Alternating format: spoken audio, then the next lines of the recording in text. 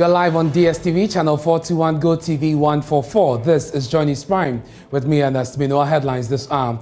PURC considers proposals for hikes in utility tariffs as the utility companies say the upward review has been necessitated by the increase in their cost of operations. We'll bring you details. We'll hear from the Ghana Water Company and NETCO and speak to the PURC. Also coming up here on Joy News Prime, non-teaching staff of the colleges of education vow not to call off their strike until government addresses their concerns. The Ghana Tertiary Education Commission says their action is unfair. We'll bring you details and hear from the students who are bearing the brunt of this industrial action. Now, as Ghana's economic challenges continue to bite hard, we'll hear from drivers at the Kwame Nkrumah interchange here in Accra who say they're spending more on food than they used to. Fish is from 6 to 10 cedis. I have to fast to manage the money I have. We are really feeling the pinch in this economy. What I say,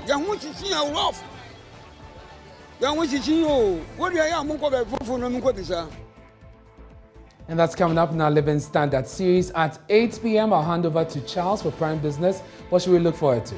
Well, tonight, a big boost for Ghana's pharmaceutical industry as Carl Bank and the Pharmaceutical Council come together to form a partnership to boost yields within this space.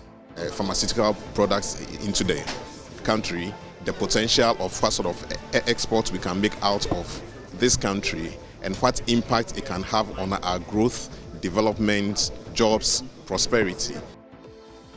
And at 8:30 p.m., Oreku brings us Prime Sport. Oreku, what's ahead?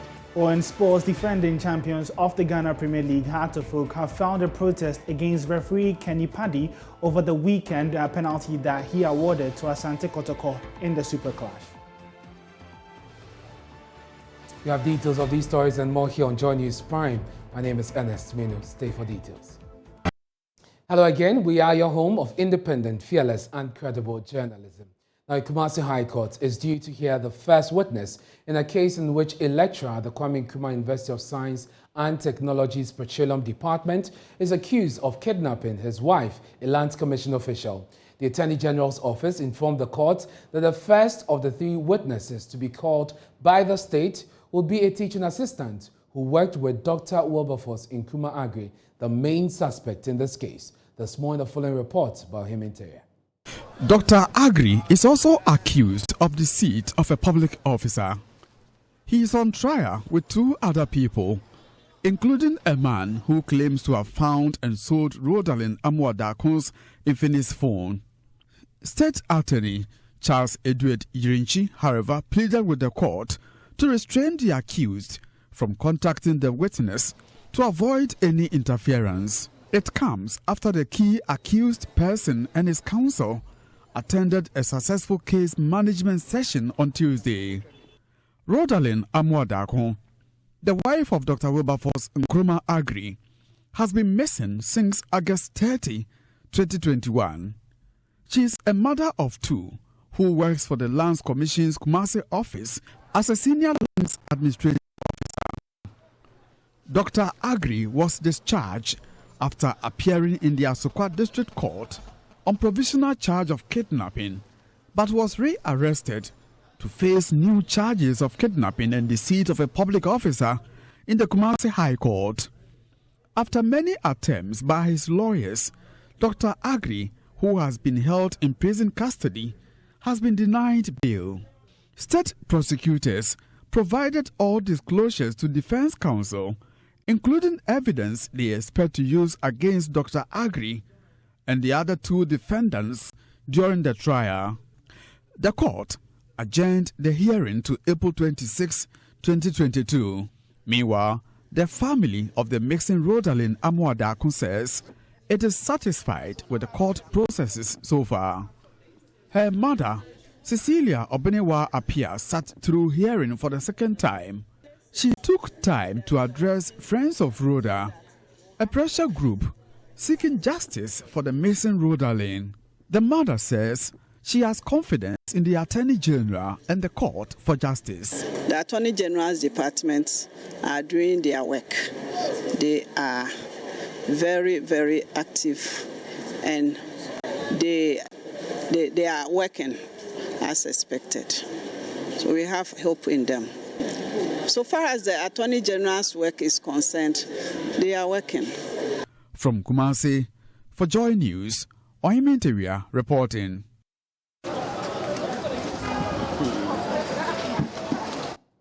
To education now, non-teaching staff of the colleges of education have vowed not to call off their strike until government addresses their concerns. It's been more than 24 hours since sensat called a nationwide strike to protest what they say is government's failure to honor its obligation towards them and improve their conditions of service. We'll hear from sensat shortly, but first, already the students of the colleges of education are feeling the pinch of the withdrawal of service. Joshua Jonu is president of the Teacher Trainees Association of Ghana. The situation is very terrible on the various campuses. We've gotten to the stage where level 100s are writing their exams, and then sensat is embarking on strike, which means that the students will go into the examination hall without food. And then the level 300s who are on campus are also facing the same challenge. The students have been asked to go and feed on their own. How would they feed on their own? How would they feed on their own? Allowances have not been paid for a very long time now, 7 months in arrears. So where would the student get the money from to go and feed themselves? And let me also put this on record, that it has even gotten to the stage where some students would have to go to the kitchen themselves to prepare food. It's very bad. It's very bad. In which of the colleges are you getting these reports from? If you go to Bagabaga, for instance, I was told reliably that at the point the students have to go and help some of the kitchen hands over there for them to prepare their food. And I think we shouldn't get to this stage. We shouldn't get to this stage. And such places, I was equally informed that students were called to meeting and were informed that we've gotten to the stage where you would have to bring some money so that we can get people to come and prepare food for us. Where would they get the money from? And on that, we are very clear on that point that no student should pay any money. The students are not in the position to hire anyone to come and cook. So they shouldn't pay. It's very terrible. And we think that leadership must act as soon as possible to get the issue resolved. If not, the calendar will be distorted, which means that everything will just end. You say it. Leadership should act as early as possible to get the issues resolved. The national president of sensat, Frederick Eboa, says government has simply discriminated against them. He spoke on the Pulse. Generic allowance, car maintenance allowance, motorbike and bicycle allowance, rent allowance, owner-occupier allowance, overtime, tools and height allowance, and other allowances. That we are saying that the tutors or our teaching counterparts have been paid since 2021. And to date, none of these allowances have been paid to the. It's discriminatory, and we want authorities to take us serious when it comes to welfare of the non-teaching. But the Director General of the Ghana Tertiary Education Commission says the strike is unfair and uncalled for. We called them for a meeting when they issued this statement. I don't know if you have seen their statement. It wasn't even addressed to Labour Commission or to GTEC. It's a press statement they released, and they only copied and said they were going on strike. We called that and we called them for a meeting. All the other issues, we would have updated them on exactly where we were with the issues. But they said they were going to come next week or thereabout. You can't go on strike and, disrupt activities and then... The public utilities companies have proposed an upward review of tariffs to the Public Utilities Regulatory Commission, PURC, following what they say is the increase in their cost of operation. Utility tariffs have not seen any increase for some time now, and the companies want an upward adjustment. According to the managing director of the Ghana Water Company, Dr. Clifford Bryman, the company requires more resources to be able to transform its operations and be more efficient. How many times have you, even this year, how many times has fuel price gone up? And if you take a graph of 2017 to 2021, don't even come with the 2022, and look at the graph of the tariff is going to be a straight line. And you are aware that the cedi has depreciated and all our items are imported, including chemicals. Today, the chemicals have increased by more than 60%. Ghana Water Company does not have the capacity to transfer this cost onto the consumer. The PURC reviews tariffs every 2 years. So how are you going to make profit out of this? I know you've made some proposals to the PURC. Are you asking for upward adjustment? What exactly are you seeking? Yeah, we are asking for upward adjustment because today, as we said, GWCL is taking care of issues that should have been taken care of 15 years ago. GWCL is taking care of today to make sure that we are efficient, we can deliver water to the consumer at the right time, right quality. And we are also then taking care of the company, such that tomorrow it will still be in existence to serve the people of Ghana. And so we are doing three things with the limited resources that we have. So it's not just the Ghana Water Company that is asking for an upward adjustment in tariffs. The Northern Electricity Distribution Company, NEDCO, met with the Executive Secretary of the PURC, Dr. Ishmael Aka, just last month and put forth a similar demand. Let's hear from Engineer Noble Dumenu. He is the Director of Commercial at NEDCO. We buy the energy and we sell to customers. So there's a cost. So in that vein, about 70% thereabout goes into power purchase. So what it means is that we have a chunk of our revenue that goes into power purchase. So periodically we look at the dynamics, cost with the revenue. Then based on that, we submit proposals to PURC. So we have done that proposal to PURC based on the cost and the revenue. So PURC is the regulator. They will look at it based on our situation. They will give us what is required. The proposal that we have given to PURC, at this stage, I would not want to indicate that because it's still going through a stage. Let me indicate that when it comes to tariff review, decision will be taken based on the submission that we make.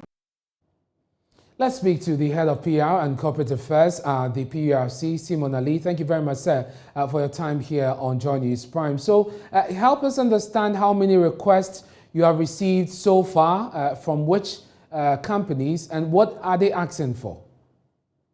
Let me say a very good evening to your listening public, to yourself and your production team. The Public Utilities Regulatory Commission has commenced the process leading to the announcement of a major tariff for the year 2022.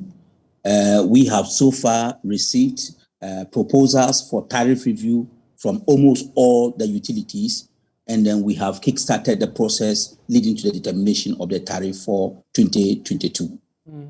What is the range of adjustment? And I guess almost all of them are asking for an upward review. Is that so? Yes, throughout our tariff review, there has never been a time a utility provider would come with requesting for a reduction in tariff. Indeed, so, but this was exactly just to make it clear. Yes, this was just to make it clear. But what is the percentages that have been put at your table? Well, for the percent, apart from saying they are demanding or requesting for an increase in tariff, the percentages, it will be premature on my part to announce the percentages or to put out the percentages out there, because there's a process that we are following through. The guidelines for tariff determination has been approved. It is very transparent. The utilities were engaged in the approval of these tariff setting guidelines. It was very transparent. Two, we are engaging the utilities right now. Today we had meetings with GMPC and other utilities. They have come to defend their proposals. If you are calling for an increase in X tariff or a reduction in tariff, you must come to justify. So that is the process we are currently undergoing. The next thing that after this process will be that the technical committee of the Public Utilities Regulatory Commission will look at the numbers, will look at the percentages, as you rightly mentioned. Then after which there will be a very extensive and intensive stakeholder engagement. The media, a critical stakeholder of the Public Utilities Regulatory Commission, would be engaged. Civil society would be engaged, AGI, etc., including the presidency, national security. You can name them. They are all going to be engaged in the process leading to the determination of the tariffs. At what stage will the public get to know what specifics in terms of the demands that these utilities are making in order to be able to make an input? Because once you want to engage us, then we want to know what is on the table and whether to approve or disapprove of it. Well, what is on the table is what I have just told you. The utilities have presented their proposals, including the percentages that they require from PURC to approve for them in terms of the tariff.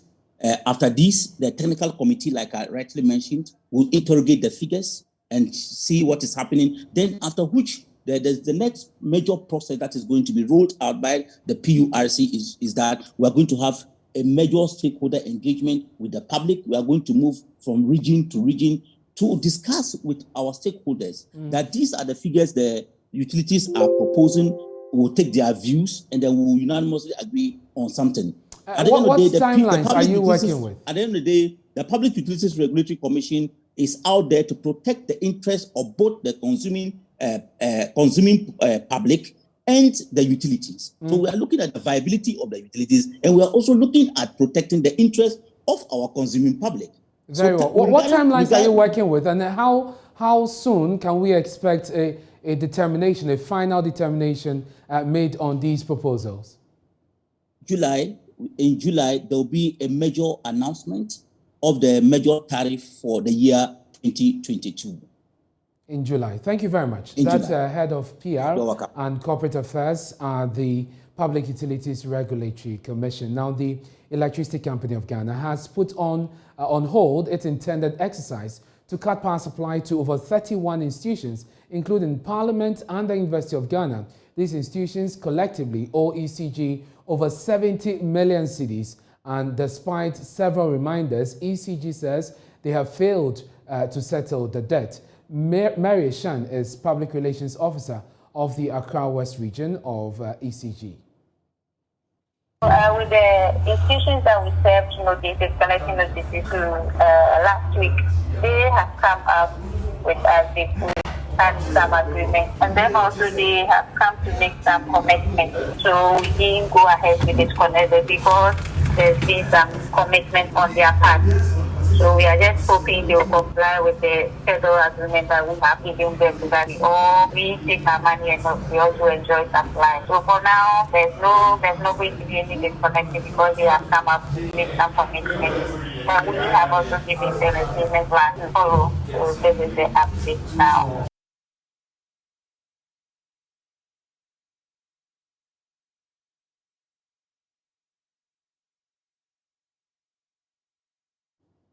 So that's the ECG's PRO for the region speaking about the disconnection exercise and why they are putting this on hold, because some of them have begun making moves to pay what is due. And we've been asking you also about the utility tariff increment, the proposals that have been tabled before the PURC. We're asking you if you're willing to pay more. The utilities say they need this in order to improve their operations. We'll find out from you.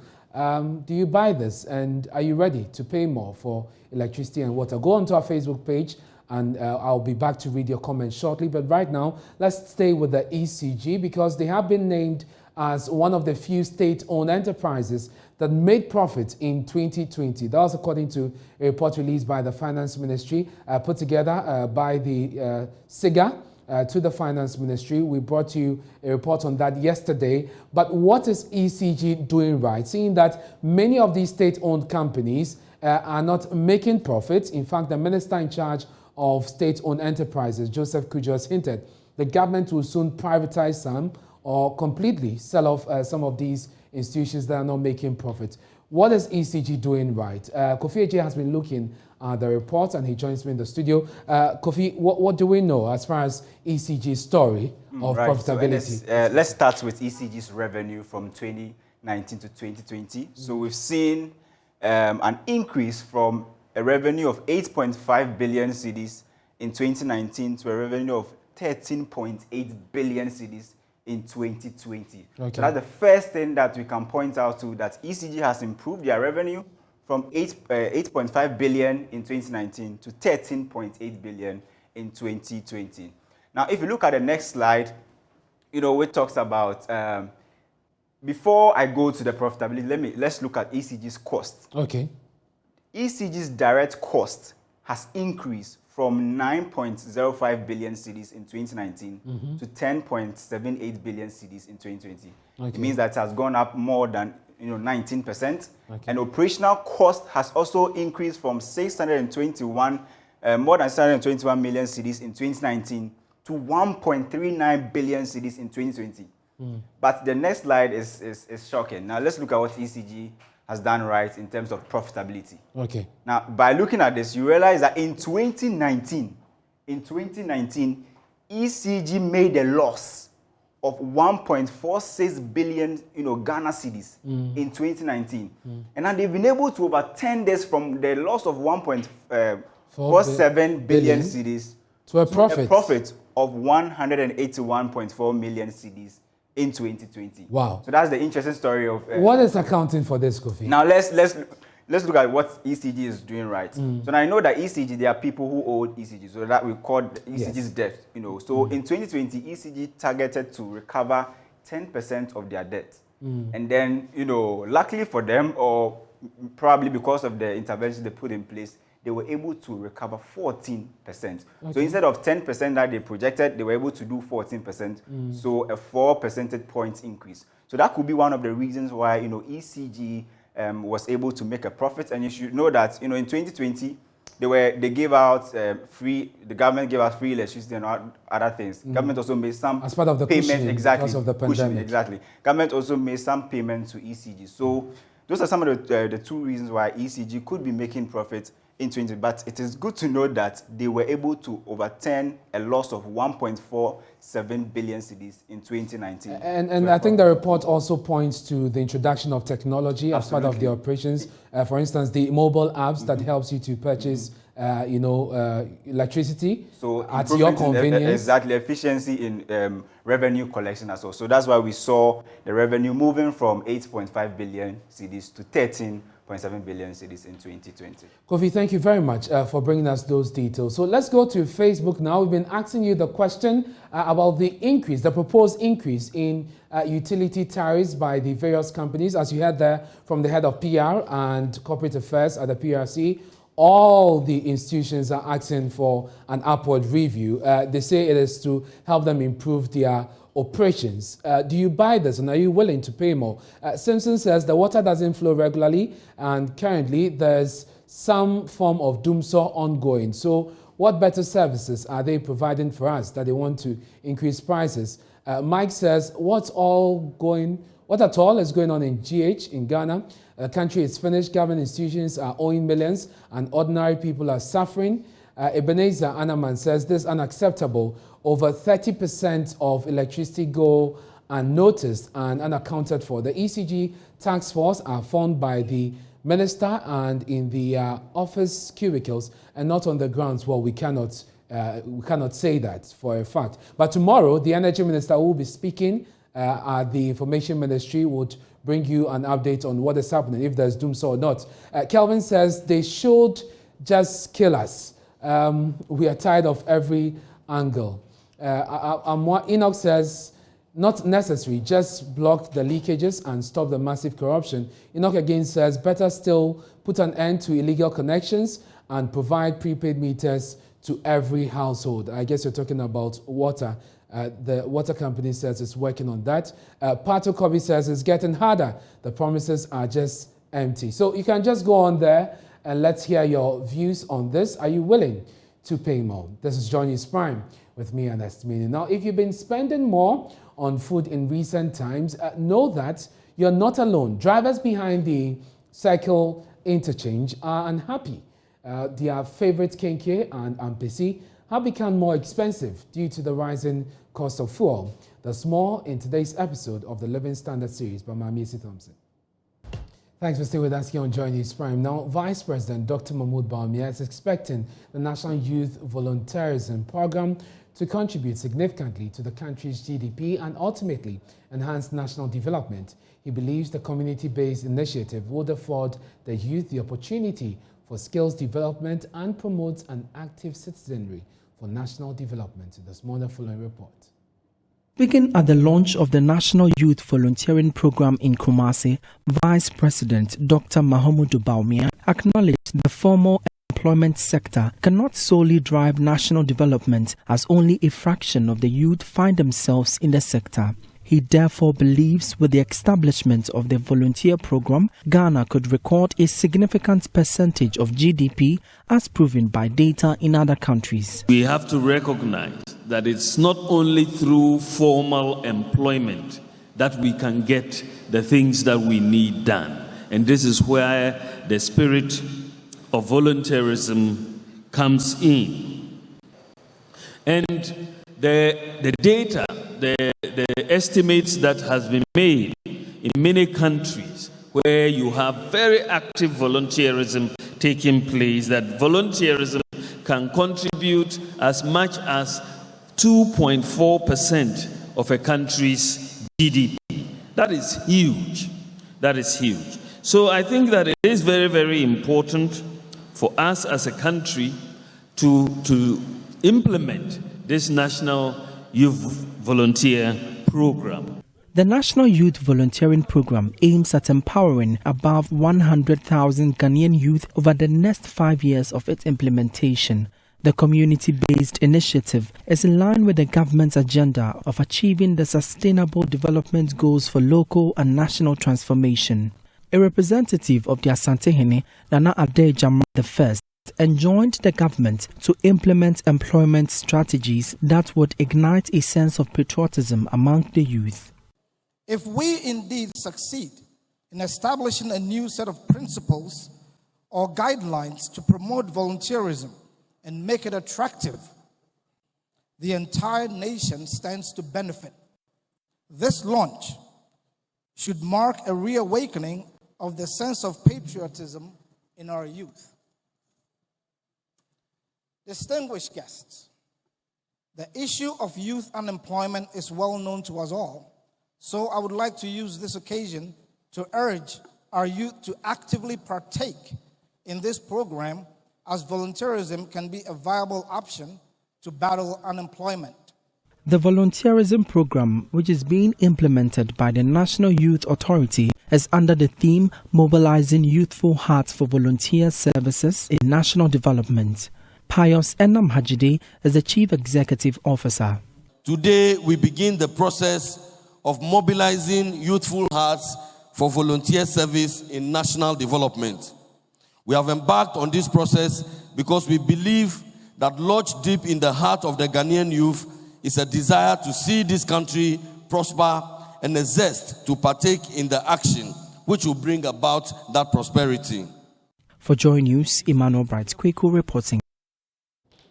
Now, stakeholders' consultation of government has revealed 75% of the curriculum for TVET institutions are outdated. Now, this coupled with ineffective mode of teaching at the institutions negatively affected the quality of trainees. President Nana Akufo-Addo has outlined steps being taken to rectify the situation to impact development of the country. Nana Ojima was at the launch of the Commission for Technical and Vocational Education and filed this report. According to the President's speech delivered by Education Minister Educhum, employers often complain about the poor quality of personnel trained by various TVET institutions. The initial stakeholder consultation revealed that 75% of the curricula for TVET institutions were outdated. There was also an ineffective mode of teaching at the various TVET institutions, which was adversely impacting on the productivity levels of graduates from these schools on the job market. The analysis and audit findings have contributed to the work of the sector skills bodies to help with generation and grading of standards within a competency-based training framework. He explains the necessary measures are being taken to address the challenges as part of processes to industrialize the country. TVET is a key catalyst to spur the country's industrialization and create decent job opportunities for the citizens of this country. For sustainable development to take place, therefore, we must pay significant attention to the urgent need for us to train and make available to industry highly skilled human resources to serve as the key driver drivers for the economy, notwithstanding the high cost. I'm happy to report to the people of Ghana that the reforms which were put in place for the TVET sector to deal with the initial challenges are taking shape and yielding results. As part of efforts to improve TVET education, some technical universities and technical institutes are being upgraded through the construction of workshops and installation of equipment for training of students. This is through a Ghana-China partnership where $119 million financing is being secured from the China Exim Bank. Lu Kun is China ambassador to Ghana. It is a huge progress for Ghana's technical and vocational education and training. Embassy of the Federal Republic of Germany in Ghana has extensive experience in TVET. China wishes to work with Germany to support the development of the TVET in Ghana. Meanwhile, a commission of technical and vocational education training is launched to aid the transformation process. Dr. Fred Che Asamoah is Director General. It is the aim of the ministry, the aim of the commission to attract the attention of employers from all over the world and within the country. So we want to continue enjoy the partnership that we will be having with our development partners. Let me hasten to add that highly skilled technical persons attract good pay, and the government of Ghana, His Excellency, also is poised to make sure we achieve this. For Joy News, Nana Yawama, Kumasi. The Ghana Association of Certified Certified Mediators and Arbitrators is advocating the establishment of a mediation post at all police stations across the country. Now, the two bodies want this done through the review of the Alternative Dispute Resolution Act to deal with petty offences and misdemeanors. This, according to them, will reduce piled-up cases at the courts. Samuel Mbura reports. Ghana's criminal justice system is seriously faced with challenges of overcrowding in prisons and detention facilities, unreasonable delays in administering of justice caused by frequent adjournments and slow processing of documents due to a high caseload in courts and limited access to legal aid services. These necessitated the enactment of the Alternative Dispute Resolution Act 2010 and the Legal Aid Commission to help ease the burdens of the courts and decongest the prisons. Private legal practitioner and member of the Ghana Association of Certified Mediators and Arbitrators, Martin Nwuso, says the solution lies in the establishment of mediation posts at the police stations to handle minor and petty offences. If the police was to have what I called a mediation post within the police station, so that the police can start sieving these matters when minor offences are reported to them, rather than starting to investigate and inviting the other party to criminally eventually charge that person. They can sit the two parties down and try to investigate what happened. Through question and answer, they'll be able to come to what really the issue is and be in a better position to help the parties absolutely resolve the matter. Because these parties will be going home probably to the same compound house or the same community. It might even be related individuals within the community. So doing that, taking that proactive step of ascertaining right at the police station, the first time the report was made, ascertaining whether this is a serious matter or a minor matter, and if it is the second one, which is a minor issue, refer them to the police station's ADR post.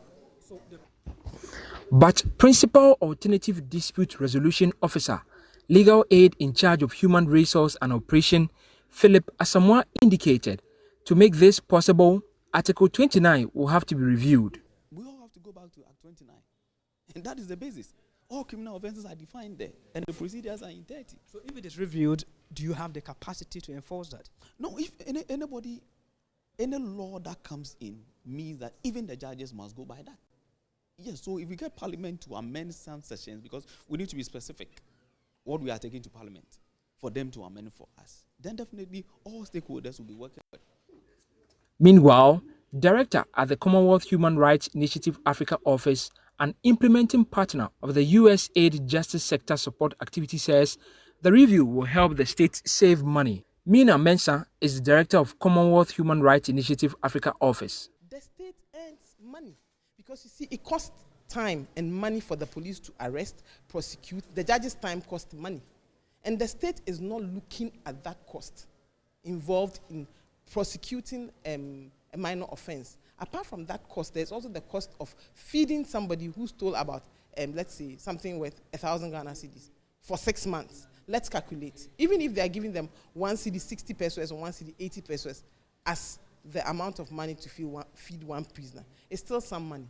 In any case, even your child, 1 cedi 50 pesos, or even 2 cedis, what would that do? So that imprisoning such a person itself is an abuse of the person's rights, because you can't keep the person comfortable when the person is in jail. Section 73 of the Courts Act makes a provision for victim offender mediation in criminal cases, but the wording of this section gives judges the discretion in such matters. But the CHRI and other stakeholders want the discretion taken away to make it clearly stated. Samuel Imbura's report for Joy News. Now, the lack of ICT tools at the Amasaman Senior High School has been a major setback in the school's quest to allow students take up elective courses in the subject starting next academic year. However, the school, with visual arts students in particular, will be able to sign up for ICT as an elective. This was made possible by the intervention of the Israeli Embassy under its Education for Digitization Innovation Initiative. This morning, the following report. Since its establishment 31 years ago, the Amasaman Senior High School has not been able to effectively undertake teaching and learning in information communication technology. Students reading programs such as visual arts lacked the opportunity to rub shoulders with their mates in other schools because they do not have adequately equipped ICT labs. Headmistress of the school, Irene Okanse, said the situation would change in the next academic year due to the Israeli Embassy's intervention. As a beneficiary of the Israeli Embassy's Education for Digitization Innovation Initiative, the school will from next year begin elective courses in ICT. That the initiative, which is in collaboration with the Embassy and the Ghana Education Service, all senior high schools across the country will have fully furnished ICT labs with active internet services. We have long looked forward to. It's the beginning of a dream come true. This is because as management of the school, we have been contemplating on the introduction of ICT as a fourth elective subject, especially for the technical and our visual arts students. Her Excellency Shlomit Sufa is Israeli ambassador to Ghana. It is also very important for us to work in line with the policy of the Ministry of Education and to have these classes spread all the country, not just in Accra, but as you see today in Tamale, in Wale Wale, and hopefully future in other regions and sectors of Ghana. Deputy Education Minister Intim Fojo commended the Israeli Embassy for the gesture. He's optimistic the initiative will contribute greatly to Ghana's STEM education policy. We thank the Israeli Embassy for the support, even in augmenting on what is government's priority. This must encourage other stakeholders also to join in this worthy investment to ensure that a child born in Ghana has access to quality education and has the relevant skills required for today. These students can be accommodated in the newly equipped ICT lab at a time. School authorities are convinced the facility will enhance practical studies and the application of information technology tools among students.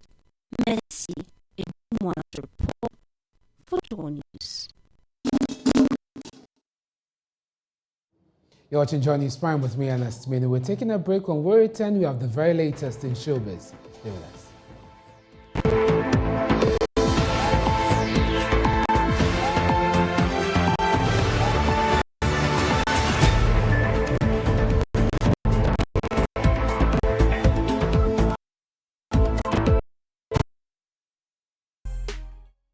And it's now time to know what's happening in the world of showbiz. My brother IB is here. He has the very latest. How are you doing? I'm great. Better now? Yeah, oh, yes. Way better. I understand you are a bit under the weather. Yes, Great. from Wednesday. Good to see you. Yes, so you have an experience of seeing Kitty under a tree on Legon campus? Yeah. I mean, it was much later that I connected the dots. The dots. That's the guy. So, I mean, when we were on campus, we heard that somebody had gone for Hitmaker and had won. I was like, who is this guy? And then the easiest reference was, the guy who sits under the tree. And I mean, at Legon Hall. And those days, I remember passing, but you see him playing and singing. His guitar. Yeah. Well, so I mean, he's been at this for a while.